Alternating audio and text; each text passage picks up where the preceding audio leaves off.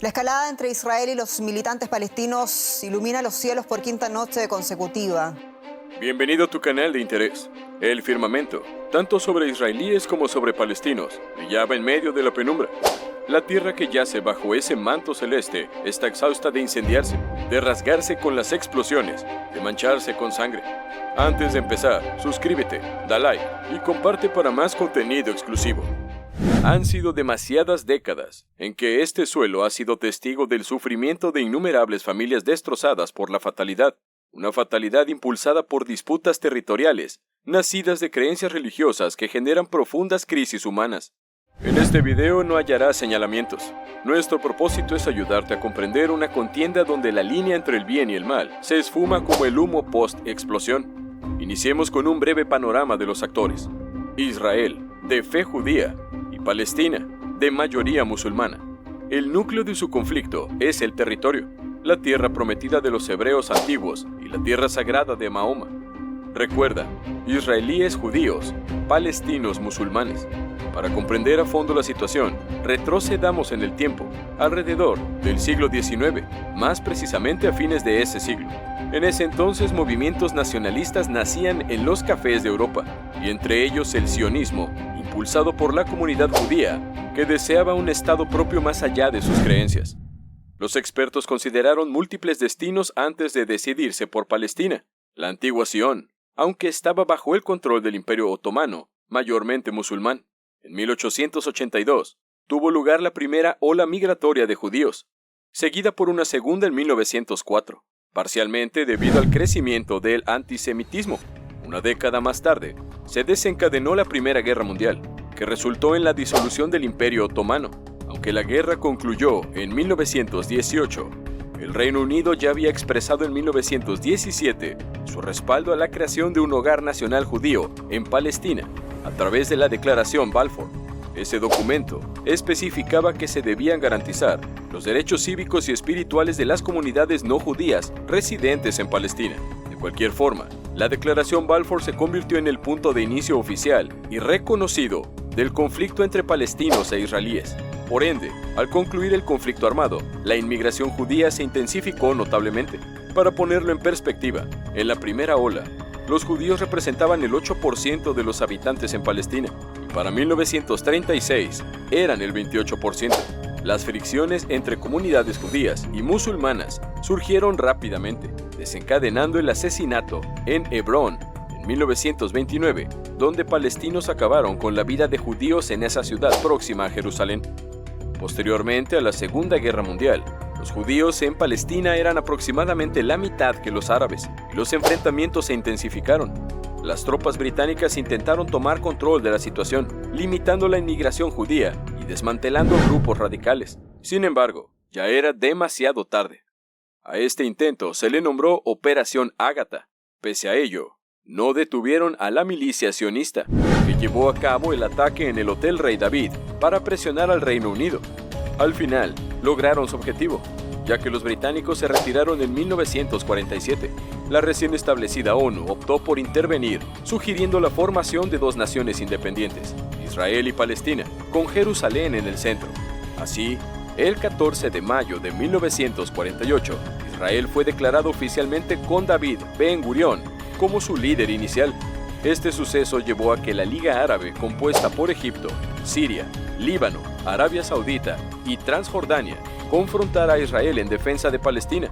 Después de un año de combates, Israel se impuso, en gran medida gracias a sus fuerzas armadas, expandiendo sus dominios, como tomar la zona occidental de Jerusalén.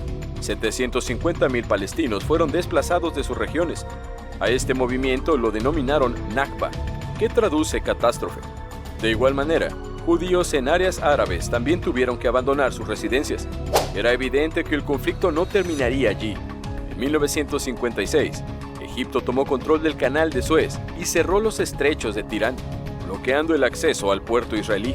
Además, por esa vía se introducían armamentos para los insurgentes palestinos. Israel, respaldado por Francia y el Reino Unido, tomó la decisión de intervenir, ocupando la península del Sinaí y superando al ejército egipcio. La ONU intervino nuevamente, instando a Israel a retroceder, garantizándole en cambio el acceso al Canal de Suez. A pesar de este acuerdo mutuamente beneficioso, la atmósfera en la región seguía siendo tensa. Años más tarde, en 1967, Egipto tomó acciones provocadoras, reforzó su frontera con Israel, militarizó Gaza, firmó un tratado de cooperación con Siria y Jordania y cerró una vez más los estrechos de Tirán. Como reacción, Israel atacó las instalaciones aéreas egipcias, desencadenando la Guerra de los 6 días.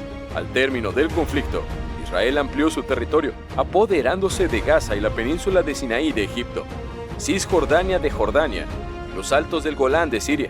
A raíz de estas anexiones, la coalición árabe, liderada principalmente por Egipto y Siria, se rearmó en 1973, iniciando la guerra de Yom Kippur con el objetivo de recuperar el Sinaí y los altos del Golán. A pesar de durar 20 días, Israel salió victorioso. No obstante, las condiciones de paz marcaron un cambio significativo. Israel accedió a devolver el Sinaí a Egipto a cambio de que este último reconociera la existencia del Estado de Israel. Esto se formalizó en 1978 con los acuerdos de Camp David mediados por Estados Unidos. Sin embargo, el estatus de Gaza y Cisjordania quedó en el aire y las discusiones continuaron. Además, en las áreas palestinas se impusieron restricciones en los ámbitos económico, político y social, incrementando el malestar y la agresión durante los años 80. En 1982, estalló la Guerra del Líbano, donde Israel ocupó el sur del país para contrarrestar las acciones de la OLP, la Organización para la Liberación de Palestina. Esta entidad se formó en 1964 y, a partir de 1974, se la reconoció como la voz oficial del pueblo palestino. Desde sus comienzos, recurrió a la resistencia armada como método para oponerse al Estado de Israel, siendo liderada inicialmente por Yasser Arafat. Durante la Guerra del Líbano, Israel consiguió expulsar a la OLP del territorio. Aunque el conflicto concluyó en 1985, resurgió en 2006. Mientras tanto, en la Franja de Gaza, las tensiones no dejaban de aumentar. Todo estalló en 1987, tras la muerte de 4 trabajadores atropellados por un vehículo militar israelí en un asentamiento de refugiados, desencadenando la primera intifada. Esta resistencia es recordada por las imágenes de jóvenes arrojando piedras a tanques israelíes que contestaban con fuego real. Durante este periodo, los hermanos musulmanes ganaron relevancia, percibiendo que la OLP estaba moderando sus posturas y alejándose de los principios religiosos. Por ello, fundaron Hamas, el conocido grupo paramilitar. Los enfrentamientos entre ambas facciones se prolongaron hasta 1993, con un saldo de miles de palestinos y cientos de israelíes muertos. Este periodo concluyó con la firma de los acuerdos de Oslo entre la OLP e Israel, donde la OLP renunciaba a la violencia y reconocía a Israel. Recíprocamente, Israel reconocía a la OLP como portavoz legítimo del pueblo palestino. Se estableció la Autoridad Nacional Palestina, otorgando a los palestinos autogobierno en Gaza y Cisjordania. En 2013, esta autoridad evolucionó hacia el Estado de Palestina.